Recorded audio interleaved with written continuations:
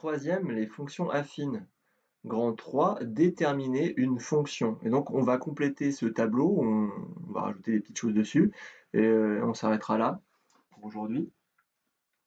Donc déterminer, ça veut dire quoi? Déterminer. Calculer? Ouais, plus ou moins. Déterminer une fonction, qu'est-ce que c'est? C'est déjà reconnaître sa nature. C'est-à-dire dire si elle est affine, ou si elle est linéaire, ou si elle est constante. D'accord? Alors, il y a une infinité de fonctions. Il y en a quelques-unes dont la représentation graphique sont des droites. Ce sont toutes les fonctions affines. Et dans les fonctions affines, on a deux cas particuliers. Lorsque la droite passe par l'origine du repère, c'est une fonction linéaire. Et lorsque la droite est parallèle à l'axe des abscisses, la fonction constante.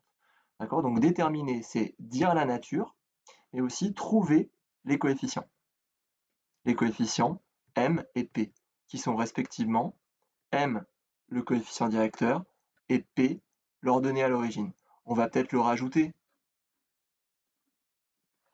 M, deux points, coefficient directeur, d'accord, et p, ordonnée à l'origine.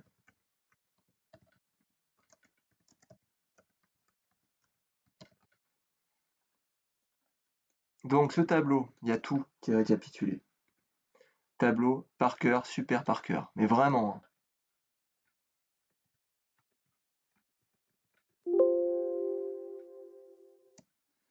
Ok, donc là, vous avez les fonctions avec leur nom, affine, linéaire, constante, et là, vous avez la forme.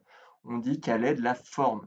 C'est-à-dire que quand j'ai une fonction, je sais pas, 5x plus 3, ben, je dis qu'elle est de la forme mx plus p, avec m qui est 5 et puis p qui est égal à 3. D'accord? Donc sa représentation graphique, ça va être une droite, et on s'arrête là. C'est une droite, ça. Ok? Alors j'ai mis entre parenthèses qui coupe l'axe des y au point d'ordonnée p, c'est-à-dire euh, l'ordonnée à l'origine. Et donc, qu'est-ce qu'on va chercher? Et quand c'est chercher, c'est soit par le calcul, soit par lecture graphique. D'accord? Soit dans des informations, on pourrait nous donner un tableau ou un énoncé. Donc, on va chercher M et P. D'accord? La fonction linéaire, elle est de la forme f de x égale mx, il n'y a pas de P. Sa représentation graphique est une droite passant par l'origine du repère.